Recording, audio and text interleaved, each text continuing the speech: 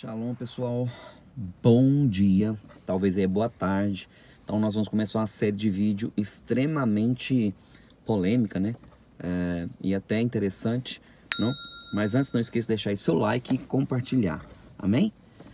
Bom, nós vamos tratar, como o título do vídeo fala, uma série Como Foi nos Dias de Noé, tá ok? Então, bora pro vídeo.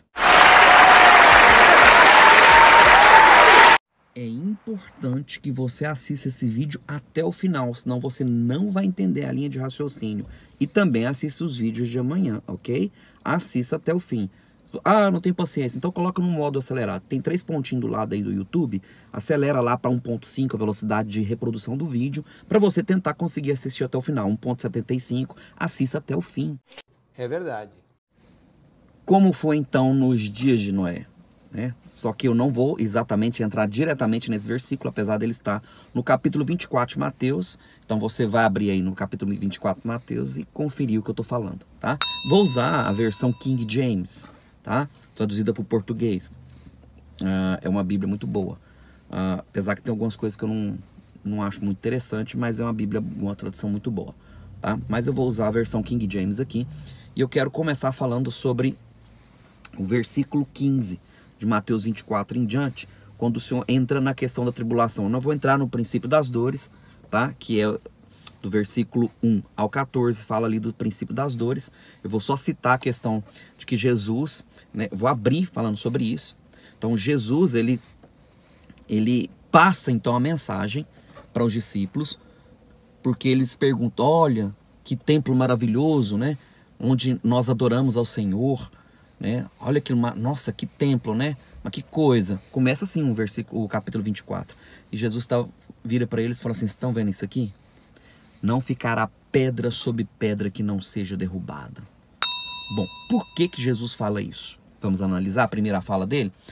Ele fala isso exatamente porque o foco do Messias era tirar a adoração, né, de um local físico, de um templo físico, de algo palpável para algo interior.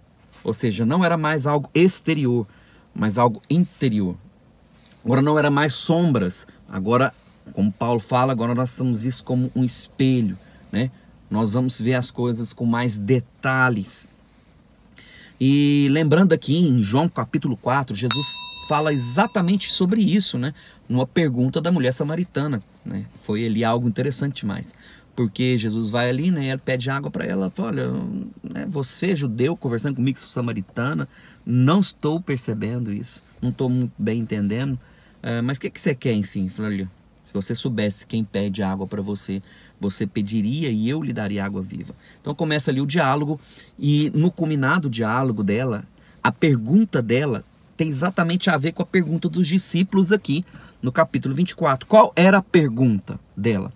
Olha, os judeus falam que o lugar de adoração é o templo de Jerusalém, mas, né, os samaritanos dizem que é o templo ou lá no monte Gerizim, que era onde os samaritanos costumavam adorar. Então uns adoravam de um lado, outros adoravam de outro. E Jesus vai e responde com chave de ouro a pergunta dela, que se encaixa exatamente com Mateus 24 aqui sobre a questão do templo. Jesus fala, olha, já vem a hora, e a hora é agora, onde os verdadeiros adoradores adorarão ao Pai em espírito e em verdade. Eu vos digo, vocês adoram o que não conhecem, mas nem em Jerusalém e nem no Monte Gerizim. Não são esses os locais de adoração. O Pai procura verdadeiros adoradores que adorarão o Pai em espírito e em verdade.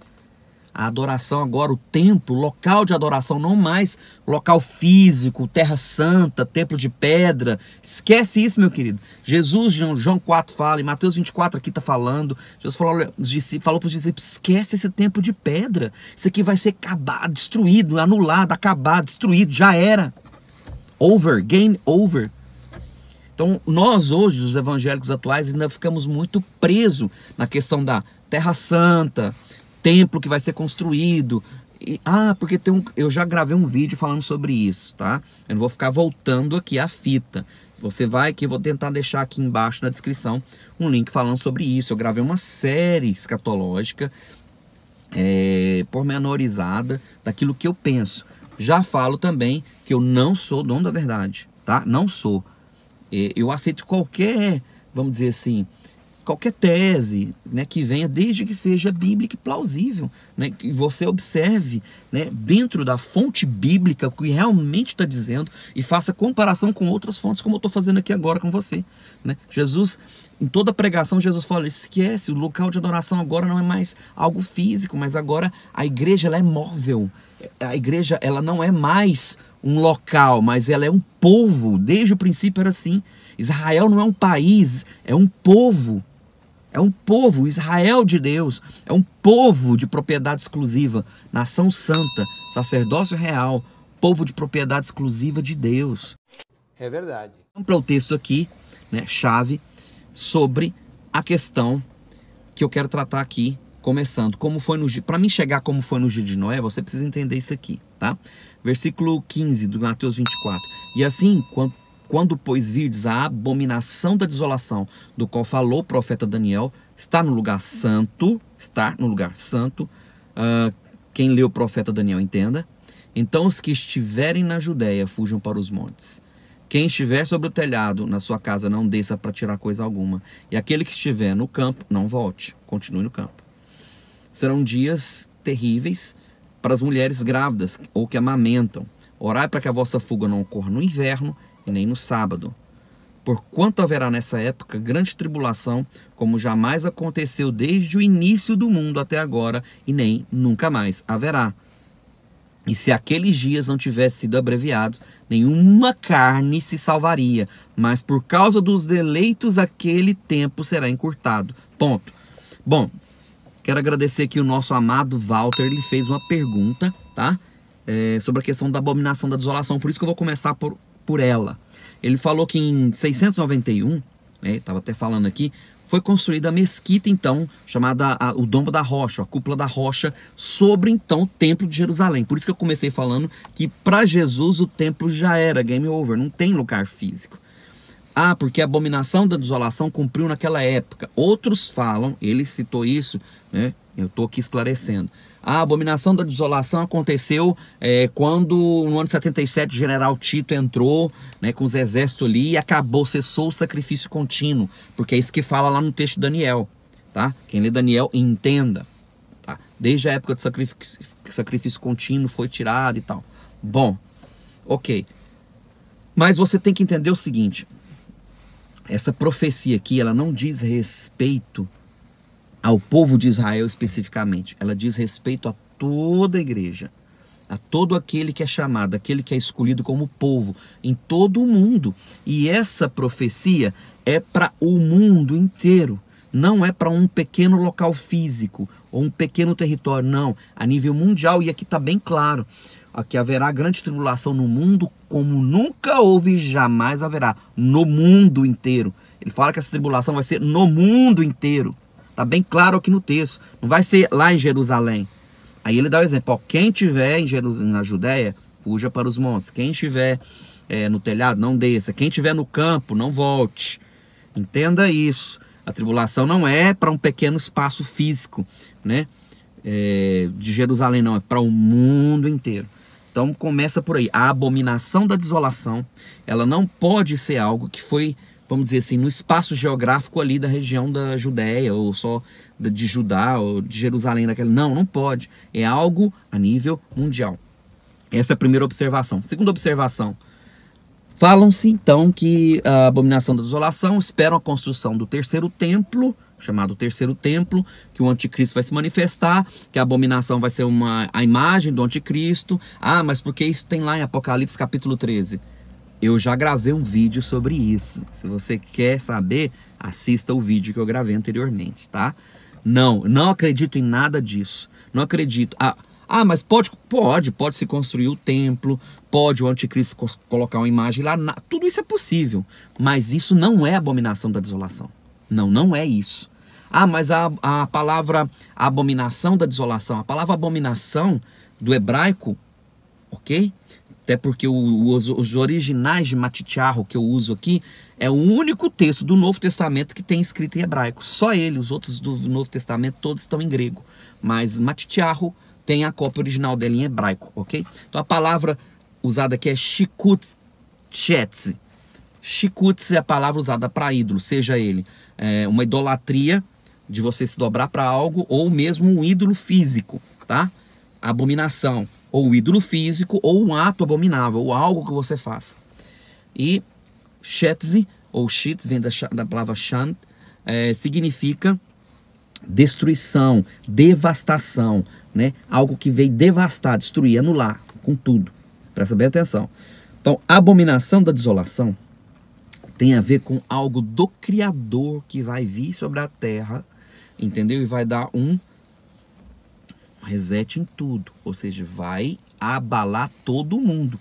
Tanto que, logo a seguir esses versículos, você vai ver aqui que ele fala, ó, versículo 29, ó, que ele diz, imediatamente após, né, esse início, né, imediatamente após o tormento daqueles dias, olha só, imediatamente após algo que vai abalar o mundo, essa força, né, a abominação da desolação é uma força, é como se fosse algo que precedesse a volta de Jesus.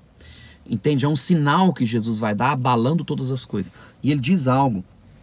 Por que que a abominação da desolação não pode ser nenhum ídolo, não pode ser nada disso? Por quê?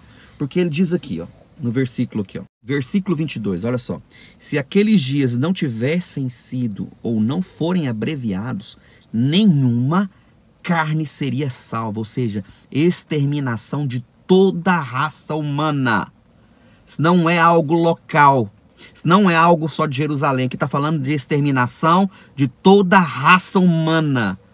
Se esses dias não fossem abreviados, ou seja, se eles não tivessem no total controle do Criador, por causa dos escolhidos, e ele diz aqui, mas por causa dos eleitos, aquele tempo será encurtado. Entende?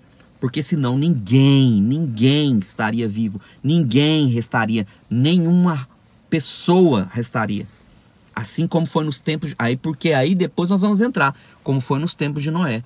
Entende isso? Então isso aqui é uma introdução para você entender que a abominação da desolação não pode ter nada a ver com isso. Porque o anticristo, querido, como é que o anticristo vai ter poder lá no meio das tribos, no meio da Amazônia? No meio da Amazônia.